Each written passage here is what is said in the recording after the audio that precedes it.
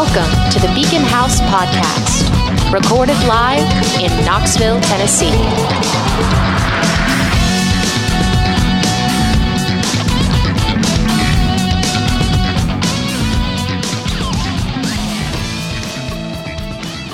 And that's why I feel like my theory for Miss Frizzle working with MK Ultra works perfectly.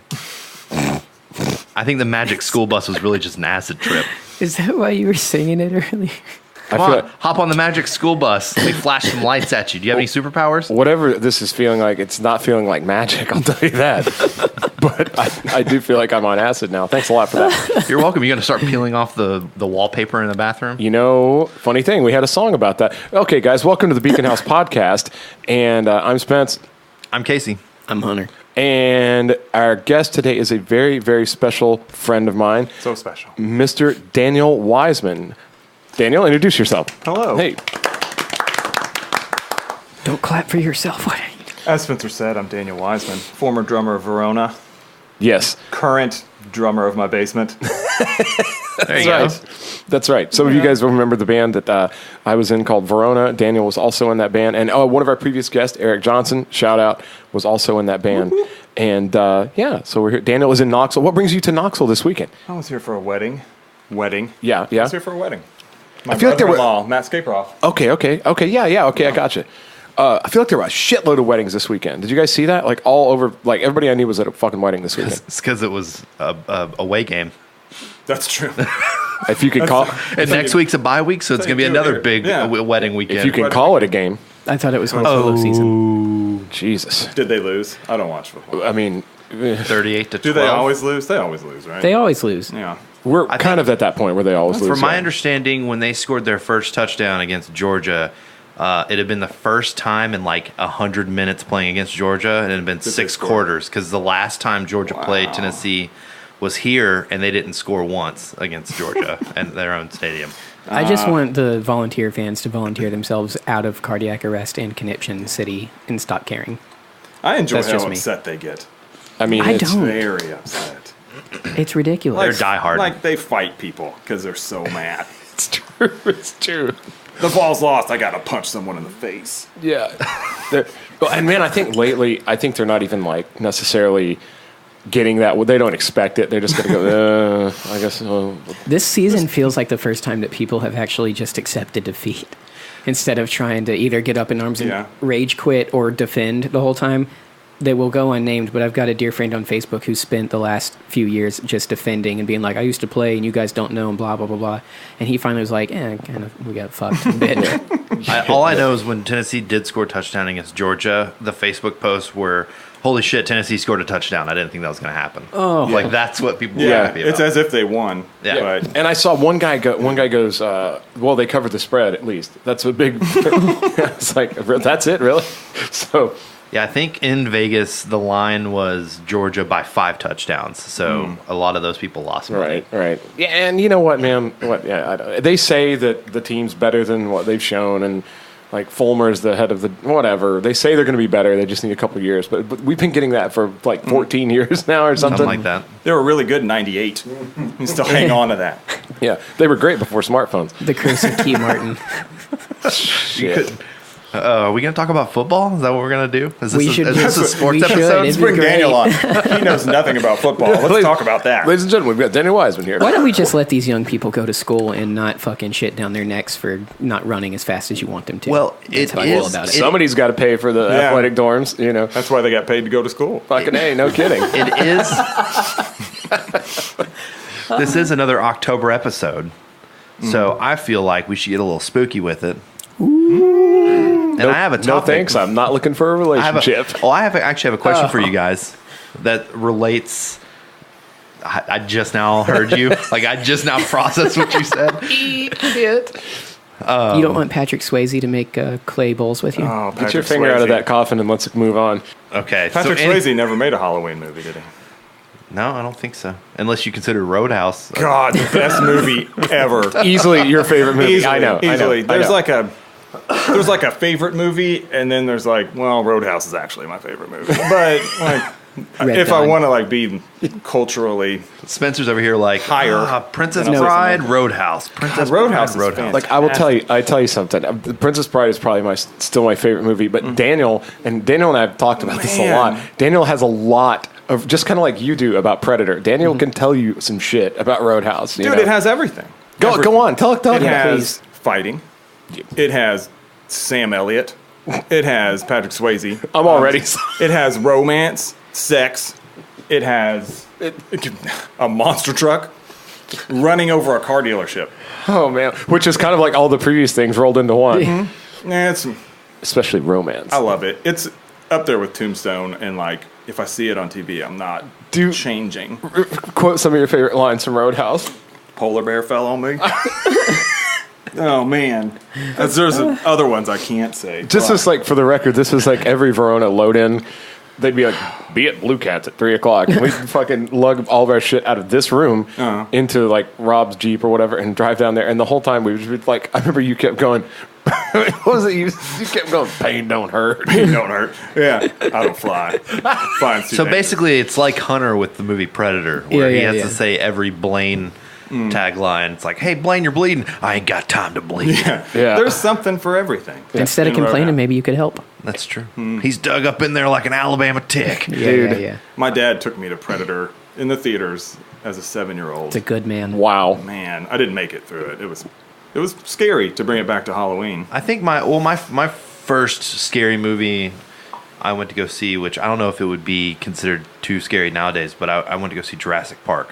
Was the first one. I think I was like 4 or 5 years old. It was absolutely God. terrifying. Yeah, Jurassic Park was scary as fuck. Like, It was awesome. Yeah. I It was a cried great through the movie. whole thing. if not for all like the Disney shit, like I think that would if you cut certain parts of Jurassic Park totally out, like all the paleontology is totally a fucking horror movie. Oh yeah, it's terrifying. Yeah. And it's also Jeff Goldblum's greatest film achievement. The Lost World Jurassic Park is his greatest film. let's not forget about The Fly. Okay, like, we go, Get out of here. at some point, David Cronenberg and Jeff Goldblum made a movie, and it'll turn your fucking stomach. Oh God. The Fly just saying. It's a great movie. The Fly's a great movie. No. Yes, I don't it is. actually remember ever seeing that movie. It's gross. Do you remember a woman, Gina Davis, giving birth to a maggot? Then Oh you my haven't seen God, it. Cronenberg. That was in a league of their own, right? Didn't Rosie O'Donnell help her? It was a couple minutes after Tom Hanks made that girl cry. Yeah. Shit. You all right? Get out on the field, Gina. Hang on a minute. Hang on a minute. I'm giving birth to a larvae.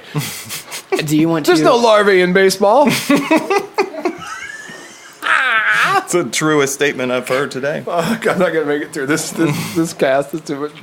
You're gonna be just fine. Daniel kills me, dude. Can we man. bring Daniel whenever we start playing shows around town to like just MC for the dry spots in between songs? It'd be please? perfect. That's what I've You would turned be into fucking is perfect. the 94.3 DJ that introduces the band. Have you guys, man. have you At guys least come you up with a still- name yet? Never mind. No, fucking band names are impossible. You guys got the last good Oh one. man, When you guys came Sausage up Box. with, no, Excuse you, Spencer. well, sorry, it's the last two good ones. Like Verona was like the Yeah, fucking but great Verona band. was third in line past the Doom generation. Oh Let me my ask- God, I Red letter forgot. stars. Daniel, Holy if you actually shit. Spencer, how was the it fuck are you- being alive during when the Beatles were like at their prime?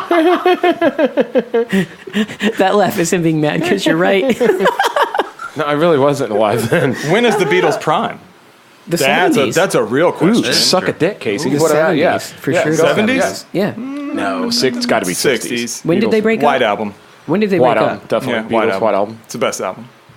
But when did the Beatles break up officially? 70s, maybe. I don't know. Yeah. Whenever You know so what? the Lennon 80s. died in 80, right? I know whenever Lennon got shockingly shot, little probably about the broke up. Beatles. So when he married Yoko, right? That's like the thing. That's the thing that Yeah. split them up. and fuck, he I don't always know. had B-sides to McCartney's A-sides. And then McCartney went and And started B-sides were Wings, better. which was badass. Wings was fucking awesome. I like George Harrison's I did solo. too. I did too. Ringo And then- Starr, well, not so much. Not so much. Well, but Ringo Starr did this amazing movie called Caveman. Do you remember Caveman? Libby's. Oh, Ringo. It had fucking Lyle Alzado and like Shelley Winters from fucking Cheers or whatever was in a fucking. I gotta stop you there. Have you seen fucking No. Caveman? Or Libby's dad last night. I shit it's you his not. favorite fucking movie. Yeah, it is. We were trying to set him up on Talk about some Netflix to Caveman watch today, something. bitch. He was trying to describe Casey's this IMDb movie. in it right now. He's like, I hope they have this on Netflix. I'm sure they do. Charlie's describing this movie, and he was trying to explain it to us. And What's the movie you guys talking about? He's talking Caveman, about Year dude. One with Jack Black, and Oh, he that's goes, a good one. he goes, I saw it, and I thought for a second it was going to be like a sequel to Caveman from Ringo Starr, Whoa. and I was like, Yeah, it's wait, what? And then he not goes, and then I quite started good. it, and it was really Not gross. exactly that. Yeah, Caveman. The main That was my star of first time. Caveman was the fucking drummer for the Beatles, I'm Googling it. Ringo Starr, and it had all these other like pretty big stars at the time, and it was this Would he be like the first like cross-genre star? maybe I don't know who Elvis else. Presley. Elvis. Presley. Yeah, Elvis, never yeah. mind. Ringo, you suck. Fucking, but in the movie, it wasn't at all like it was a total like slapstick caveman movie, and like where they all spoke in this like caveman gibberish, like but they did have there we go.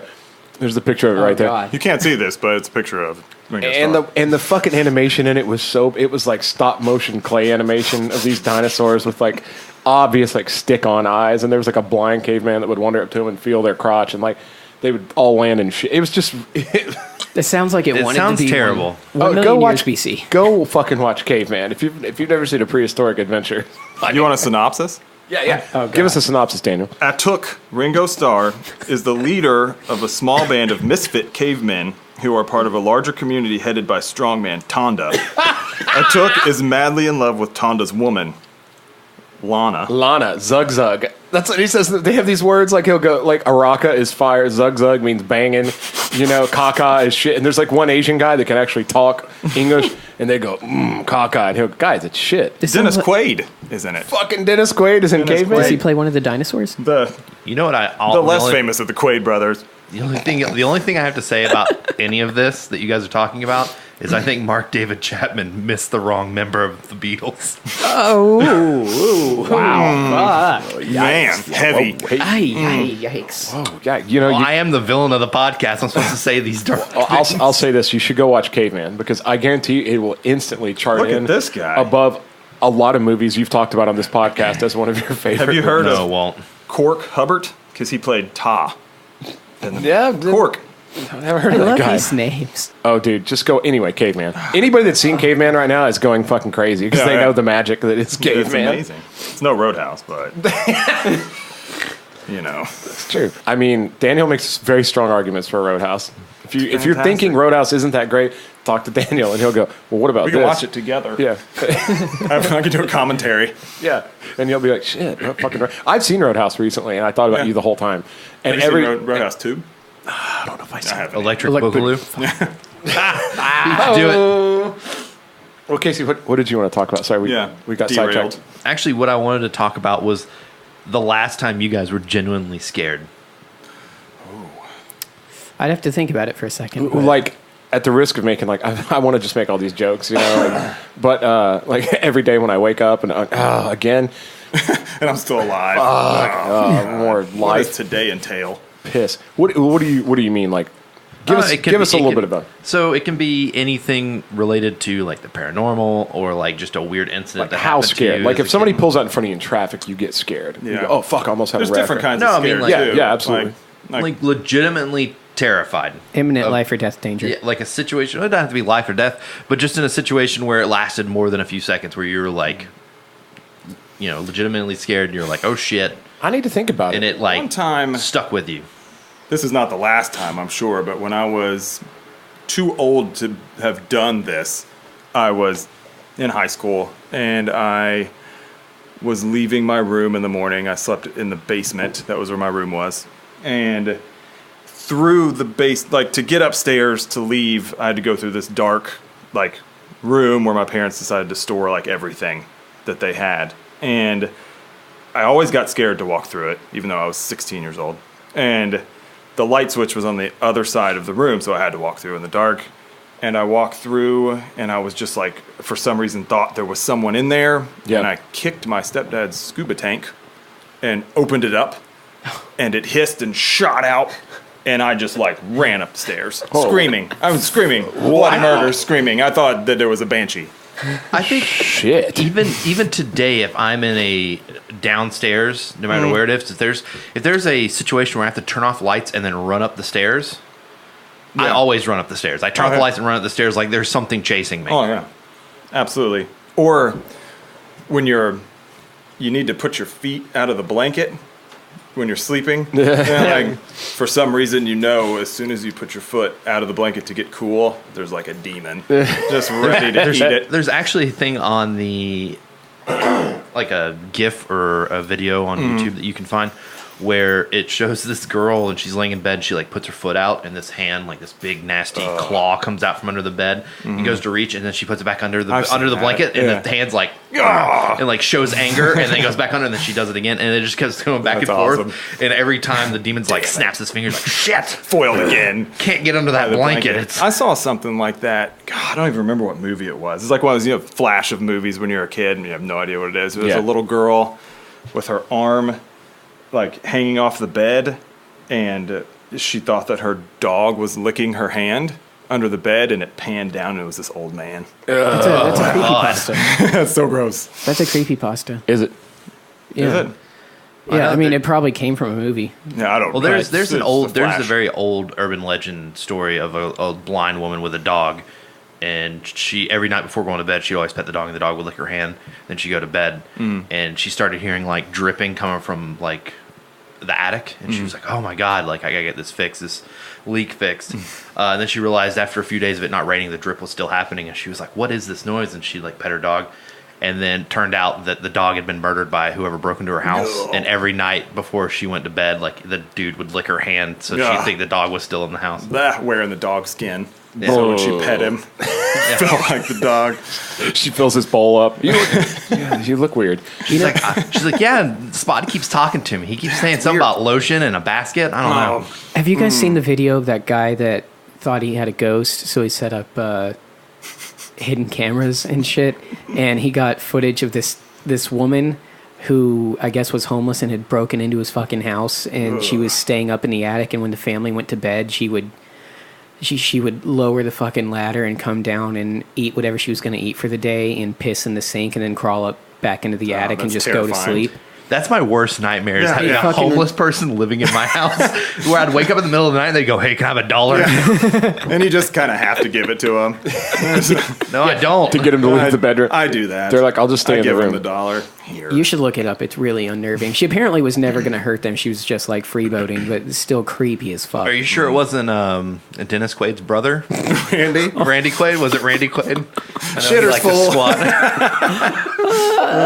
Hey kids, they just spotted Santa Claus over at town. Clark, are you serious? You have any damn fish for my I need some damn bait so I can go damn fishing. Oh man, all the dimensions amongst these Quaid brothers. Yeah. What did Randy Quaid ever do to somebody? Thanksgiving. Dennis, the glory boy of the Quaid family. The Quaid Thanksgiving. Yeah. I bet Randy it's just eating all angry. Dennis talking about his latest movie. Flying jets into alien ships. Randy was in Vacation 5. So, Hunter, Spencer, give me some time to think. When was the last time that something... It can even be something that scared you, and then afterwards you're like, damn it. Man, honestly, I and I'm not trying to sound brave because I'm totally not brave. I get scared about a lot of shit, but... There's that time that I jumped at the two of you guys and Spencer didn't fucking expect it, even though you told him the whole time I was going to do it for retaliation. Oh, just like you jumped out and scared somebody. That makes you feel dumb. Probably something like that, spooks you. I guess. Or like, I tell you, there are times where like I'll come home and I'll like get out of the car and I'll be going up to the steps and I'll be like getting my keys out to like unlock the door. And this thing, and this happens to me all the time. It's like late at night, and I could picture looking at myself from like down at the bottom of the driveway, and like I always feel like something's like running at me, and I can't get the key in the door, and it's just like this. You know what I'm talking about? Yeah. And I see it almost like you would see it in a movie, like you'd see it from the perspective of the fucking werewolf or whatever's coming up the hill, and you're like trying to get the fucking key, or you're holding a bunch of groceries, and you're like, God damn it, I can't get in. You drop your favorite food. Yeah, Randy Quaid shows up. That's scarier than a werewolf. Fucking A. He's got those white shoes from Vacation 1. I get super paranoid about, like, I let my mind wander into like especially after watching a horror movie, I'm just like, man, that was a great horror movie. And then I like let my mind wander into the situation that I'm in at this moment. Like, and so I went to go see The Strangers when it first came out with Liv Tyler and Scott Speedman. Oh, Scooty. And, I like Scott Speedman. Who doesn't like Scott Speedman? He's like this one person that he pops up in a movie and you're like, oh. Baghead really doesn't like Scott Speedman. Yeah, that's true. But it's the movie where these two come home and these three people in masks come and start terrorizing them, and it's just because they answered the door. That's the only reason they did it. And so I went to go see this movie, and I came home, and I was like at home alone. My folks had gone on vacation, and I actually used to have this big mirror that used to go up on my dresser, and it fell off, so I had it sitting against the wall. And I used to take it and wedge it between my door handle and the wall in the narrow hallway where my door, because I didn't want anybody breaking in while I was sleeping. Man, that terrifies me to think about. Just random, senseless fucking violence. Or just being completely defenseless in sleep. Yeah. Somebody comes in and just hits you with a bat. Yeah. That's I the think worst about way that to all wake the up. time. Yeah, no kidding. Donnie comes in and just nails you in the head. Yeah. Nobody? Doesn't kill Inglourious ya. Bastards? Donnie, the bear Jew? Nobody? Yeah. Anybody? Yeah. Huh? Yeah. I remember the Bear Jew. Eli Roth. I actually know Hunter's answer if you don't. Oh, go for it. I know it before you do, I think. I'm still thinking about it, so It's please. the time that you called me on my phone. Holy shit. And you my went- spine just went... You called me on the phone. So this is this. Let me set the story. Me and I Hunter think just 3 I don't years think ago, I've heard 4 years this. yeah. ago. Me and Hunter had just been hanging out at Books a Million or at Andy's playing D&D. Yeah. I get home and I get a phone call from Hunter, and I'm like, "Hey man, what's up?" He goes, "Did you just call me?" And I was like, "No, I didn't." He's like, "Are you sure?" And I'm like, "Yeah, I'm positive. I didn't call you." And he's like, "Are you fucking with me? Like if you're playing a trick on me, that's fine. I just want to know." And I was like, "No idea." And apparently someone was calling and like harassing Hunter. Were they harassing you? It was text. It was. I mean, I would say it was harassment. Knox County decided they didn't think it was important enough to follow up on. Thank you very much. Tax dollars at work. They don't care about you unless Hey, you have they- a suspended license. They showed up Get ya. and they told me that they would send someone to follow up and told me what to do regarding it. And I followed their advice, and I've never heard a word from them since.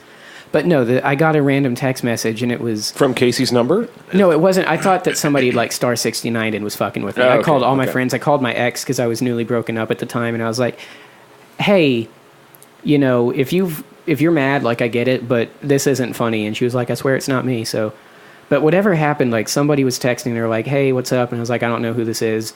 Back and forth a little bit. And I was like, okay, well, if you don't tell me who you are, I'm going to not respond anymore. So later, and they're like, okay, well, it's nice to see you. And I was like, excuse me? And they go, I want your soul. And I was like, Oh. that's the part where I was like, oh, this is extreme. It's one of my friends. And I started calling around. But after calling, and everyone was like, it's not me, dude. So I texted back, and I was like, well, I just called the cops, so leave me the fuck alone. And I'd never heard from him again, but I still don't know who did it. But Go through your friends list, see who wants a soul. Damn right. I never thought to do that. Narrow it down. That sounds... Well, there's Yeah, that everything shook has me its pretty price. hard. So if anybody, message me. Just slide into my DMs if if you want to be make a good deal. at yeah. guitar, you can just give it away. By God. That shook me really hard. That's a good one. I totally forgot about that. I'll tell you something. There was a time that was very scary to me, and this is the most recent time. This was a long time ago, at the mall, around Christmas time. I was there by myself, and I was just trying to do fucking last minute. This is before Amazon blew up. This was probably like early 80s, 2000s. The last time I went to the mall. Yeah, exactly. But I remember I was in the parking garage, and it was the mall closed, and I had some fucking, whatever. I'd done some Christmas shopping, and it was probably 2 days before Christmas where I usually start all my shopping. And I was leaving, and I was in the parking garage winding out. I was like, no big deal, probably going to meet some of you guys or something like that. And I remember, the cars all stopped at the exit, like the very last part of the ramp where you're about to drive out of the garage, and everything stopped. And I was like, what the fuck is going on? And 2 cars in front of me, it looked like there were like a bunch of young people in the car, and the door opens up, and this fucking guy gets out. The guy looks batshit crazy. I mean, this is in December, and the guy had no shirt on. It was fucking cold, too. It was like 24 degrees. The guy gets out of the car, he's got no shirt on, and he's just got like dead eyes. Meth. Probably. Bath salts. PCP. Something like that. And so the guy jumps out of the car and then starts beating the fuck out of the car in front of me, which is these 2 little old people. Oh, nice. Okay? And they can't go because his car is in front of them. So, and they're too close. They're trying to back up. And the guy just starts beating the shit out of their car and terrorizing these two old people. This is 12 feet in front of me. Mm-hmm. And I was just like mortified. And I couldn't think. And I was just like, whoa. And I was like, do you do something? Well, that's why he's going to kill these little old people or something. Like, like I could probably take a punch from this guy and not die, but like he might really hurt one of them. So I roll my window down. Probably not a good decision.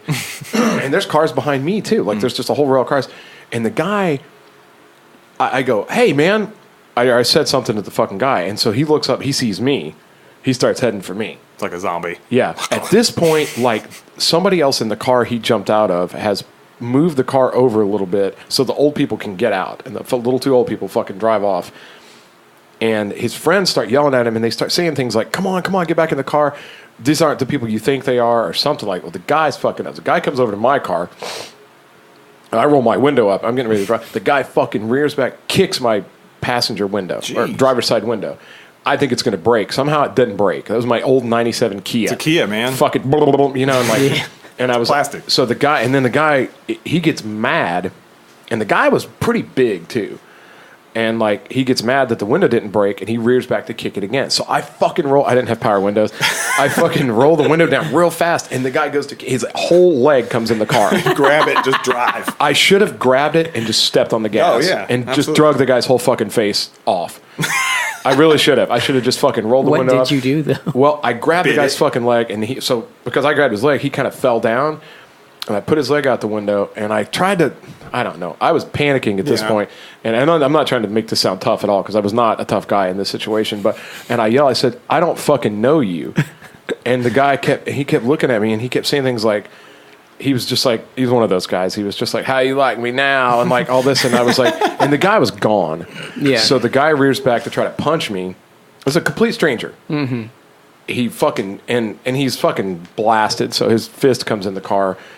And it misses me, and I grab his arm. And at this point, I was starting to think clearly again, and I grabbed his arm and fucking twisted it. And I was trying to break it. You know what I mean? And again, I don't know why I didn't think to just hold on to it and drive off. With the guy just flapping like a turd, But I didn't, and I twisted the guy's arm, and he lets out a shriek, because I think maybe I popped it out of socket or something like that, because he was at a weird angle, and then he yanks it back, and then two of his friends grab him. At which point, I proceed to get the fuck out of there. I just drive.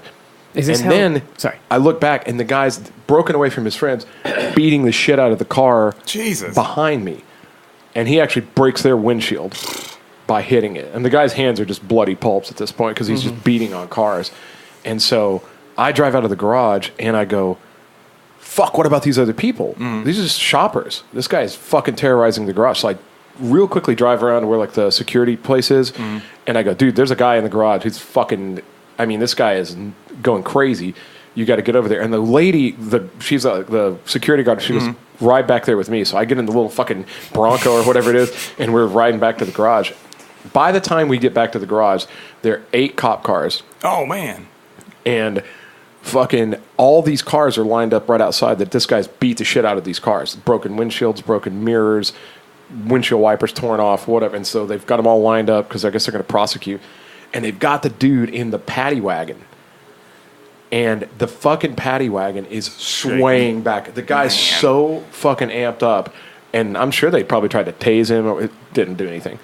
And it looks like he's just going to tear the walls off the paddy wagon or whatever. And I was like, oh, the lady goes, it looks like somebody already called the cops. Like, is there any damage to your car? And I was like, well, not really. There's a footprint on the window, but fucking...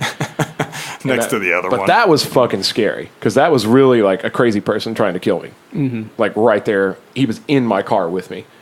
You know, and so that was unnerving. That was a pretty riveting story. And that's it was zoned in on that. Dude. It was totally fucking scary. You always think, like, the minute you drive, you go, oh, I should have done this. Yeah, totally. I should have just grabbed that guy like that. Like a badass and hit the gas. Which I'm kind of glad I did, because then I possibly could have killed the guy. Might have killed him. And now I'd be thinking that one time I killed that guy in the garage. That was the scariest moment of my life. Well, mine pertains to Halloween and going trick-or-treating as a kid. I was trick-or-treating with a group of friends, and we were driving to neighborhoods, and the mom was driving us around. And she wanted to take a shortcut through a construction site, like a neighborhood being constructed. On Halloween. This is exactly the plot of a movie. Yeah. Yeah. Like several. It gets even more Halloween horror movie slasher-esque because she's taking a shortcut and takes the wrong turn and goes towards a cul-de-sac. And when she gets to this cul-de-sac, standing in the middle of the cul-de-sac was a guy wearing like all black robe kind of Halloween outfit. Perfect. And he's just standing there, and she's like, she just stops with her lights on him, and she goes, reverse. Yeah, she goes, all right. And she goes, I took, the wrong turn. She goes to put it in reverse and starts backing up. And this guy brandishes a knife and starts walking towards the car. Oh, fuck so she's that. like, okay, and starts to speed up going backwards, and he starts to run. We're all like, not even teenagers yet. Yeah. And we're just like, I'm getting the chill thing on the back of the head right now just thinking about it. That's horrible. And she goes and like straight up Vin Diesel's it. She gets to the end of that road, turns it real quick, and then guns it. And he's still, and nothing's more terrifying than when you have lights on somebody chasing your car, even as a joke, and then you go to cut and the lights go off that person. Oh, yeah. And you no longer see where that person is. I would imagine. So that has stuck scary. with me for a very long time. Dude, there was one time downtown, a guy jumped out of a van and pulled a knife on me and a couple of my friends just for no fucking reason. I think he thought we were somebody else. Did you tell me you don't fucking know him? Yeah, we did. Stranger danger. We totally did. But the problem was he was one guy and we were like four guys. Oh, yeah, and yeah. one of our friends is this guy, Robert Rudisil, that was like a fucking all-American wrestler, like champion guy. And he wasn't afraid of that fucking knife at all. Suplexed him. Well, he was just like, get a little closer to me. And this again looked like a meth head or something. But this van went by us on the road and stopped, and then the sliding door goes, and this fucking guy jumps out. This is right by the Bijou downtown, which we've learned is one of the most haunted places. Maybe it was a ghost. I don't know. But the guy jumps out, and he's got a knife, and he's running down the street in this broad daylight with a fucking knife, like right at us. Sounds like St. Louis. Yeah. I was like, what is this fucking guy doing? And he stops when he gets near us, and I guess he expected us to be afraid of the knife, and I was just like, my friend's going to fucking kill you. Like you're. He's like, I just wanted to show you this knife I just bought. at this Jesus. knife. Yeah, and It folds up and everything. yeah, it became real awkward, and it wasn't scary. And then like there was like four of us, and I was like, dude, you're not gonna get all of us. Like you're gonna get fucked up here. And like and he was like, and my friend Robert was like, put the knife down and come over here. And the guy was like, no, and then he just like turned and ran off, and I was like, what the fuck just happened? Anybody want coffee? I had something happen. This was 11 years ago. So one of the regular Beacon House fans that we have that interacts all the time and frequent listener. So shout out Ronnie, dear old friend of mine from the metal band days in high school. Metal Ronnie, what's up? Yeah. So My kind of guy. We had finished band practice, and I think he can jump in the comments, Ronnie, after this comes out and correct me if I'm wrong. But I think it was the first week that we had a female singer try out because we were going to do two vocalists at the time, and he was my ride. In essence, I like it. Yeah. He Linkin was my Parky. ride home and her ride home. So he takes her home first, and I think this was like a double whammy night because this, I think, is the night that I tried to get out of his car while it was moving, which is a story in its own can't do right. that. Wake And me up. My fucking shoe.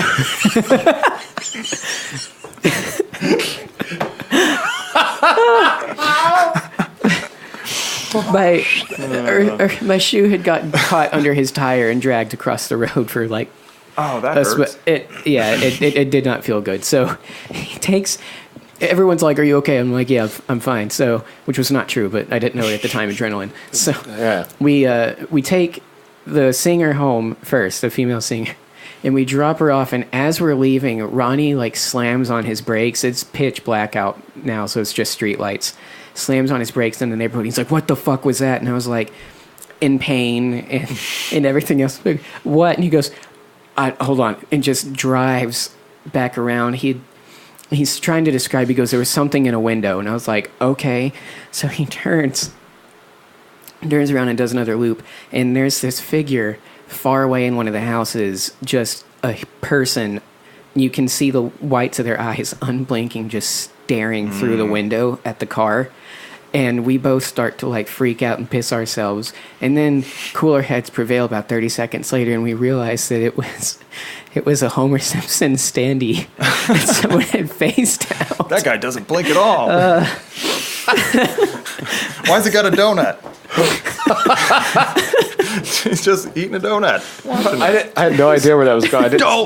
I didn't see it. Thank you. I didn't fucking see that story going. True story, but it was, Going there. It was real wake scary up. for about 5 seconds. Save me. I wish I could remember the rap part of that song. Oh. I can't. Which song? The Evanescence song. I don't know. I like the bare naked ladies too. Stepping in the dark, dreaming down in front of No, me. stop it. Spoken like a guy that was once scared by a Homer Simpson. That's actually. I know the rap part of that Evanescence song. There's a Don't lot play it, of Gatsby. a lot of weird, scary stuff that happened at Books a Million when I worked there. Oh, Sorry. please. Are you guys being serious? Because we used to hang out. You were talking about when we were all there hanging out? There's Edit. creepy shit that happens there, and I've only ever heard stories, and I've never heard yours. So please go. So there was a day where I was working behind the counter at Joe Muggs. If you're going to say you saw a ghost, are you sure that wasn't just me coming in on it a was- Sunday? It was not. Okay. So there was a lady that It's like was. the stain they, comes in. It looked like it has terrible cholesterol and very little hair. they used to have tables and chairs out It's front. breathing heavily. It's sweating a lot. Out front of Joe Muggs, tables and chairs where people would go I know. get coffee. and Well, take them okay, outside. and real quick, before you proceed, if I may, why the fuck don't they have those anymore? I can tell you exactly why. I'm about to tell you a story. Because homeless Exactly people? why. Yes. Okay. The Phantoms. No, it's just the bums. Ben Affleck was the bomb. The in bums Phantoms. fall asleep all day, sit there all day, drinking out of their Listerine bottles, and they don't leave. I think it's great Wasn't to that the sit. whole appeal of Joe Muggs? Of hanging out outside. front. Yeah, exactly. It was the great because you could people watch. You can't people watch shit from in the store. Well, you kind of can, That's what I did. But, just dude, waiting out- to be People just invited pull to hang up out. and be like, hey, particularly this time of year. Yeah. Fucking Party City is insane. walk to Sonic. Oh, yeah. Get a blast. This time of year, Daniel. Get a blast, have a blast. Have a blast. do you remember how hot Have it a is blast, get a outside blast. right now? It is hot. Yeah. That's so why this you walk time to of year Sonic. is why you want to Air sit conditioning. outside. I'm sitting behind the counter, and I'm bored to fucking tears. I am so bored. Is this why you used to text me? Yes. Like there was a I lot don't of fucking times. live anywhere near there. He would text me coffee to make me go down there. Well, what's funny is there was a lot of times where a good friend of ours was a manager there, and I would tell him, I'd be like, "Oh, I'm so bored," and he's like, "You know, I have a thing of cleanings." I'm like, "Bored. I'm so bored." He's like, "This stuff really needs to get done." I'm like, "Oh, it's so boring. I wish there was something I could do." But there was a time where there was this lady. She kept coming in and out from the front sitting area and asking to use the phone. And she was trying to call for a ride. And at one point, she came outside, sat down, and a guy from the Sunrise Market came over and was sitting, sat down with her. And I was like, oh, finally somebody. So, and for the listeners, be sure to just briefly describe what the Sunrise Market is. And It's an Asian food market next to the Books a Million on Kingston Pike. Right. That's one way of putting it. Another way of putting it is it's exactly that fucking shop from the beginning of Gremlins. Oh, man. Yeah, sure. So this guy sits down, and I'm like looking outside, Some of people you know watching. Fuck you. Some of you know what I'm talking about. Yeah, that's great. Don't feed it after midnight. Jesus Christ. Which midnight? I never understood that. Yeah, I know. Feed it after midnight like a week ago? What? Yeah. Or when's the cut on time? What if you're in Central Time? Like, Yeah. where do these gremlins live? They don't know.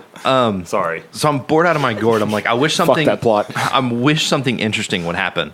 And at the exact time when I said that to myself, a cop car pulled up, almost up onto the curb where that bench is. And the cop got out, grabbed the dude that just sat down with the girl, and threw him on the ground. Nice. Put him in handcuffs. And I was like, Got what you wished for. I literally stopped and I went, man, I wish I had $1 million. Anyways, come to find out, the lady that was sitting outside was basically a lady of the night, a prostitute that somebody had finished. Lady of the night. A lady Finished of the at day. the motel Lady. across the street and dropped her off there, and she was trying to find a ride back downtown. And this guy Doesn't mean that she sat didn't down. need coffee. I'm just saying these people might buy coffee. I mean, I'm sure she had plenty of money for it. If So anybody anyways, if anybody lost some sleep, God.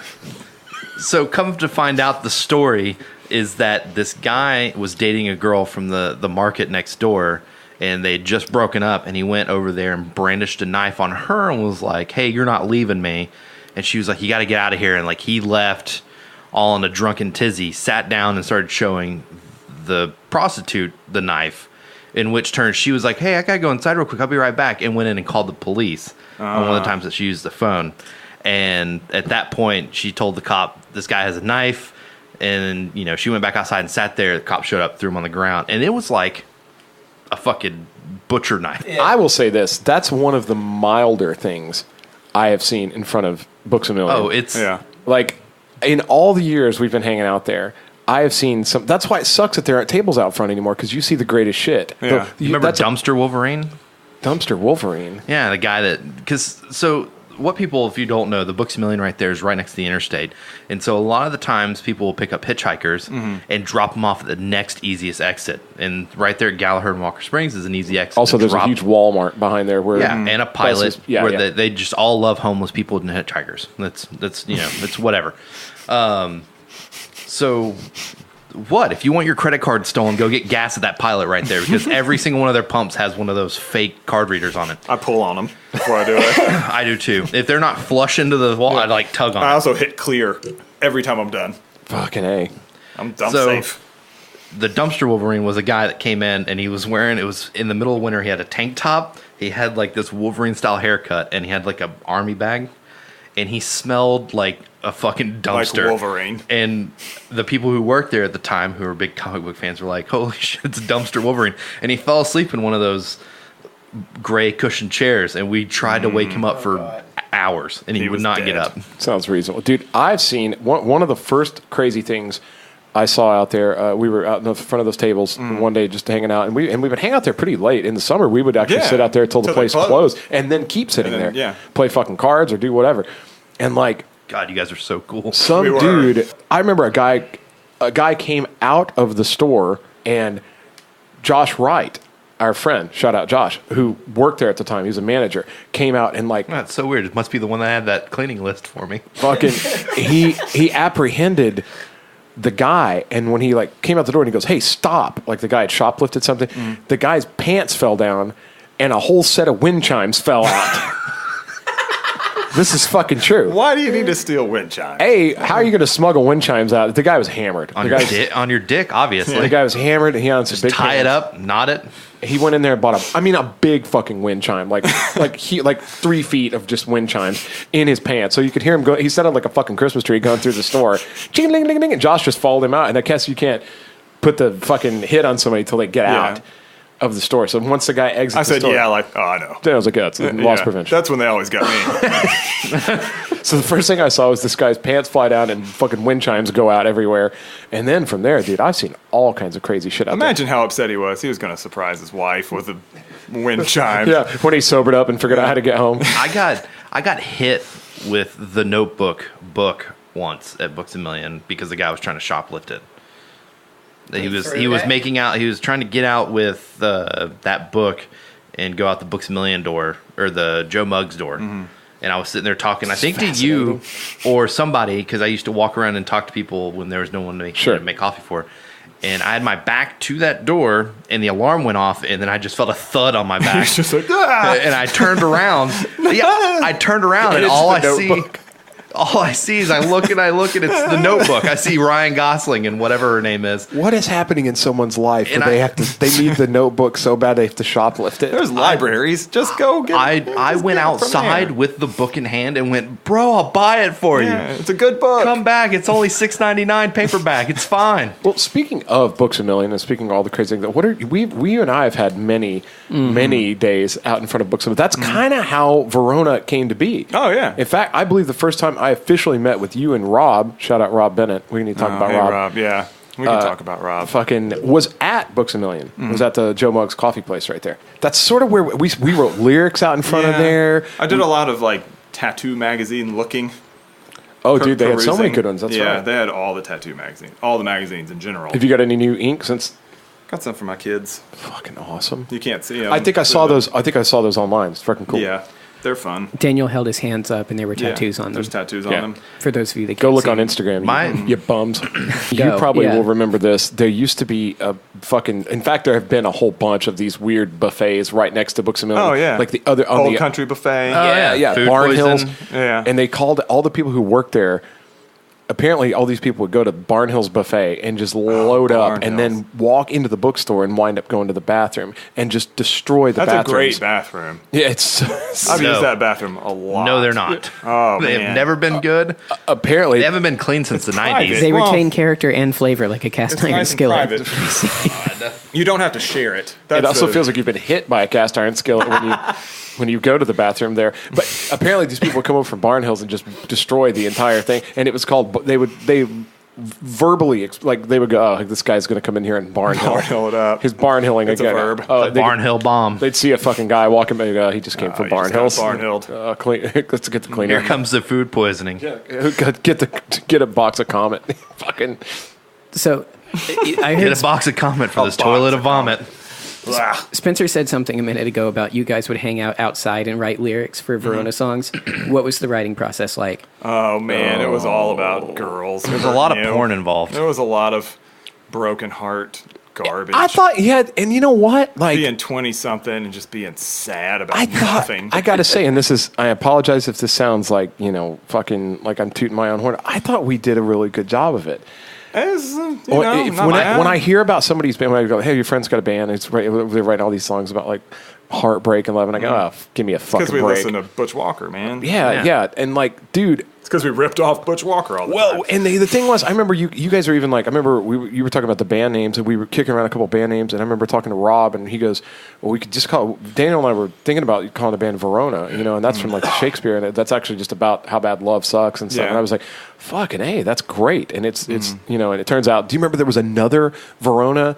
Oh man, they got so mad. On MySpace? Emailed us, on MySpace, messaged us, we're in litigation. Like, man, we've got no, you're not. 500 followers between the two of us. Give me a break. Yeah, and like I remember they said you can't use this band name because we already had it first, and we did some research, and you can't copyright the name of the city or like a number. There's certain things you can't copyright, so you can always name your band that, and nobody can fuck with you. And we were just like, that was awesome. Yeah, fuck. We just basically sent them like a fuck you, like we'll see who lasts longer. You think we just said we lasted a little. You change your name.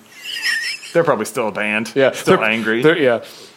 They're big no in like famous Veronas. Yeah, that's okay. They're huge in like Tacoma. Yeah. So what's the trick to coming up with a band name then? Because as you can tell from the bro laps, dude, should we reveal our secret song? I don't know about band names. Band names are impossible for me. I always just hear them and you guys dibs them. Like that's mine. Fucking you Ass guys. Furnace. My other band my did that. band. We had a GPS thing and it just sounded great. So we were like that one. I remember you and Rob. You guys had the most ingenious fucking song naming process. Do you remember this? No. You would make a whole column of verbs, and then a whole column of like articles of whatever, and then a whole column of like what we thought were cool sounding nouns, and then they would just mix and match them to try to get a song title. Like that's how we came up with "Frame the Hurt." Yeah. That's a great fucking title. Yeah, "Frame the Hurt" was fucking great. It was about nothing. Yeah. Oh, in a woman's head, wasn't that in a woman's head? You can't. I'll wait for be you. Wrong or something. The way what? The What way are he you sang talking it though, about? it made perfect sense. Yeah. We had another song called "Waiting." And you remember in "Waiting," Rob Bennett, the first line in "Waiting," Rob says, "I'm on my way, Virginia." And everybody understood that. Like, I was like, "Is there actually a girl named Virginia?" Or no, I feel like he's going to Virginia, even though he didn't say "on my way to." And nobody questioned. They just knew that it was Virginia about. is he had personified. to do. Yeah, Spencer had to help me with we that. got away with a lot of shit that we shouldn't have gotten away with. It just worked. Rob also made up a lot of lyrics on stage. It was incredible. What is the song that starts off "Kill Me"? That's "Frame the Hurt." Yeah. Is it? Okay. That's the one. Yeah, and then we got a little silly on the "Shoot the Moon."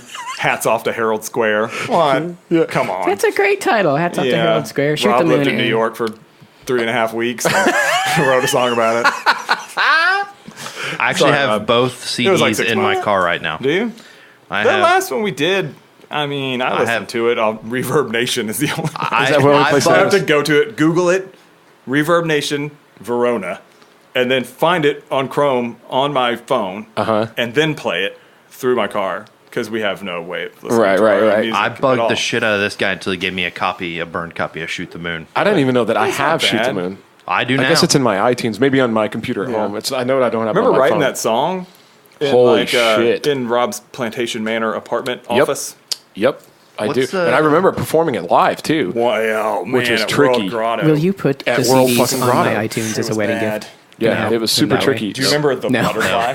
What? The butterfly, that song? Oh, yeah. It was Oh, yeah. basically just the Muse song, It was Muse. but with a different. Yeah. I remember when we We fucking were played that influences. we played that in World Grotto, Halloween. It was a Halloween show, the costume show, where Rob had that pantyhose on his face, and I was dressed like a woman. Oh my And God, it was incredible. Instead of taking a bottle of water on stage, I took a bottle of wine, and you were gone. And I remember there's like you had to start it, and that song. Oh my and it was God. like It was horrible. I think I was out of tune, and it was just. And the band that opened for us was so good. Remember that? Was it the silver? No, what with the? Yeah, with the silver drum kit, and they were from Nashville, and they were like. And a mutual friend of ours, away. a mutual friend of ours, scared the fuck out of him in the dressing room by busting out a whole bunch of illegal. We're not going to say what, but all the bands had to share like this. It was like the green room. I think they called it that because everybody's burning up in there. But you would go in there, and they would actually have like a sandwich tray. Like the Grotto tried to take care of its bands. Man, it was fun. That was the greatest. And place they were to all work. in there, and there was like several girls in the band. I feel like, and they were like real. They were good. They were super good, and they were super like not stupid. Like they were very intelligent, and they were in the room. And we were in there, and our other friend came in there and just unloaded all these drugs on the table, and they wouldn't talk to us the rest of the night. I was like, he's not in our band. They were just like, we're not talking to these guys. Okay. Rob didn't have a fucking costume. Yeah, he put the pantyhose on. And he just took some pantyhose and almost stretched passed out. Oh my god. EJ was wearing like a prison jumpsuit. Yeah. What did you wear? I don't remember. Man, you guys are way too cool for me. I got to get out of here. Dude, it was not cool. Like, we just went into this gig, like, I guess we're going to have costumes. I don't know. What's the song on Shoot the Moon that has opera in the name? Soap opera soundtrack. Soap opera sound. I almost said still life opera. That's a different thing.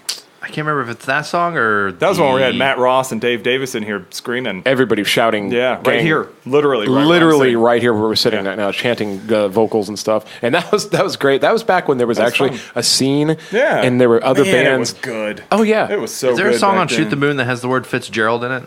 Fitzgerald, probably, or like in the title, maybe not in the title. Harold Square. Hats off to Harold Square. There was Butcher House Love Song, which was an homage to Book because it sounded like Butch Walker. I co-wrote those lyrics with Rob in here, right here. Speaking of Butch Walker, though, you fucking helped design one of his fucking album covers. I did. 1969 with him and the guy from the Academy is. Hell yeah, dude. Yeah, in fact, every time I've run into him, I always go, dude, like my friend Daniel and Travis, shout out Travis. Yeah. Travis.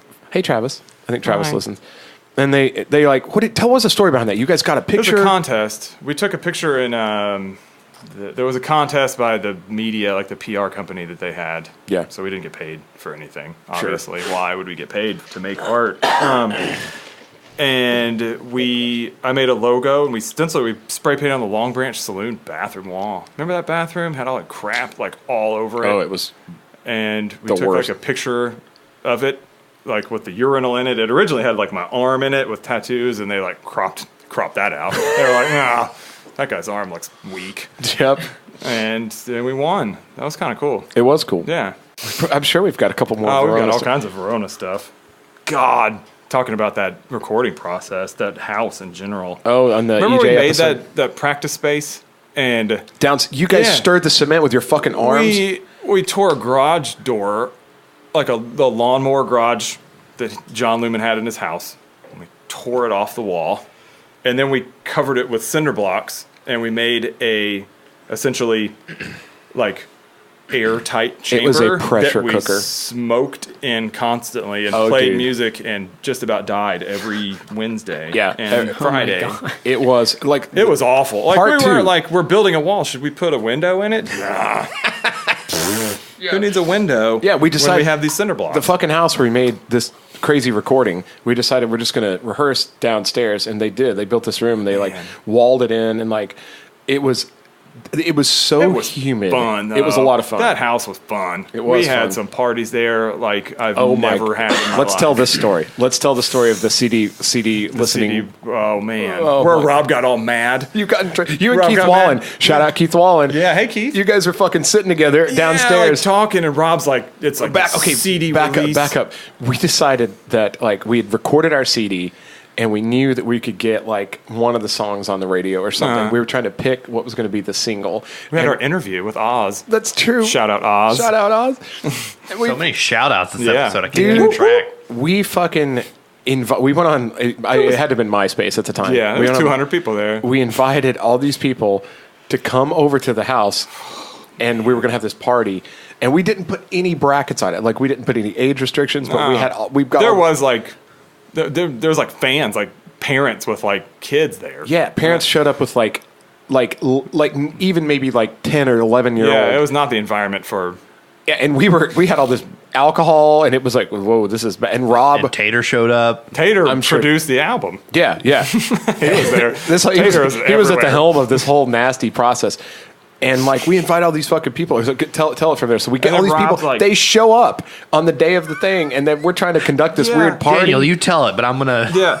Well, Rob, back in those days, Rob would party like the rest of us, very hard.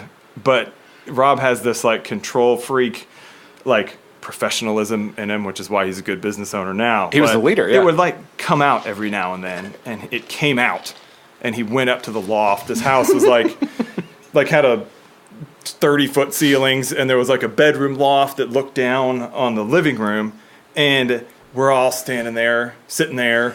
Me and Keith are just like, you know, It was awesome. talking too loud, and Rob's up there trying to like hush everybody. He's like, Daniel, shh, shh, shh, and he's like trying to like do this big release. And I'm like, yeah. What did I tell him? I told him to shut up or something. I'm sure. It was fucking hilarious. And Keith Wallen went to pieces too when you guys I was did like, it. stop it, Rob. Yeah, he goes, Daniel, please. It was the totally greatest thing. undermine him all the time. Yeah, and then fucking we had just not that much different than what we have here. We had a little suggestion box and everybody, and we had the CD playing on repeat the whole party, and people were supposed to listen to it and write down their vote. Oh for man, that And was it- just asking for it. it was. It was all just a bunch of pages that said this sucks. Yeah, or like fuck you guys, or like, or there was one where it was like another band's song from like in town. You know, like I think somebody wrote a Copper song and put it in there. Of course. I mean, it I'm was sure it was Keith. it was so funny. It was so fucking funny, man. That was a fun house. It was. We conducted, and man, that room we rehearsed in was so. It would get so hot. I mean, you would literally just be dripping with sweat and like. We'd have to walk outside Yeah, and it- continue to smoke. Yeah, Somehow. I don't know why. I can't breathe. Let's go outside and smoke. So That's how we. stupid. That's how we. I tell you what, though. Man. After that, though, like there was not really a live situation where we felt like, oh, it's too hot, or like Yeah, not at all. everything. And even people are like, God, the fucking stage is horrible. The air Like, conditioning what? here spoke like this is Except when we played that outside. Remember that? We played Volunteer Landing holy shit. on Wake Fest What the fuck was with American Plague. And it was like 100 degrees outside. that? And In it no was shade, awful. and like Right and on that. Yeah. and the people Were you all wearing black still? probably the people we were Yeah. playing to weren't facing us. We Oh, were yeah, just they were playing like- to like the lake. There was like boats going Wait, by. what? Why weren't they? Oh, dude. Like the radio station had sponsored some kind of a fucking. We worked at the radio station at the time too. oh, that's right. You Yeah, guys did. so Rob and I worked there, and we were like, "We'll do it." Yeah, they need a band to play down on the river, and like, we'll totally do it. And it was like the worst. man. It was the worst gig. Bad idea. Like 6 people. I mean, and just in the sun, and it was just fucking terrible. The sound was awful because it was outside, and they didn't even really have. We had to kind of like bring our own PA, Yeah. and like, it was bad. It was really, really bad. Check this out. Oh man, that's Yeah. my tattoo. Yeah, that came from the Verona logo. Anybody that remembers the Verona logo? And we will. That's awesome. We'll that throw it up up on on our social Instagram? media. Yeah. This actually was a real popular shirt. Man, I don't have that. Shirt. Around, I don't have it either. That's This great. is my shirt that That's I gave awesome. to him. Yep. Because it's a small and I'm a fat boy. And that was our fucking our whole logo and everything. We remember we had matches. We had matches, and they said the wrong name. They said Verona. VernoaBand.com. yeah. What? Yeah. Oh, Rob. Yeah. When you get Thanks. into merch, man, I tell you. We didn't know what to put on But one yeah, part, so we just It came typed from your band tattoo. merch. It was awesome. And did you remember we climbed on the building and had that, Oh, the photo shoot. which was at the Palm- Palm It's off Beach like Mill Outlet Central or Yep. something over there. That Yep. was fun. And that was our. Those are fun times. It was fun times. Being Going in a to band can shows. be not. I don't even terrible. go to shows anymore because it just kind of makes me sad. So Verona reunion. When's it happening? We tried, remember? We almost, it almost happened. It already almost happened We once. almost played before the Copper Yep. reunion. Yep. And fuck, that's right. I mean, we were on it. We were like, we can do it. And then 3 hours later, Rob was like, we can't do it. Yeah, because he was going to Hawaii. I will tell you. a God, secret. it's always I will- Rob's fault. I will tell you that Rob and I, in true Rob and Daniel form, went and spent about $600 on a PA and played for about an hour and a half, and it was horrible. Oh, I bet it was not. Just so bad. I have a drum set downstairs. I don't play much. I did get a guitar though. I've been playing guitar. Got a Jaguar. Ooh, nice. Yeah. Very nice. That's cool. I like it. Fucking good stuff there. Well, dude, thanks so much for coming Yeah, in. man. It's great to have This you is on. fun. I know a ton of people are like waiting to listen to this, man. Like it is. But I'm be- still blown away at how much like interest there still is in Verona, and like there's so many people. Like when we had EJ on, and like so many Yeah. people were just like, I couldn't believe it. Like I love listening to the EJ one. I know, dude. I know. I like to Check 4. Check fucking check for.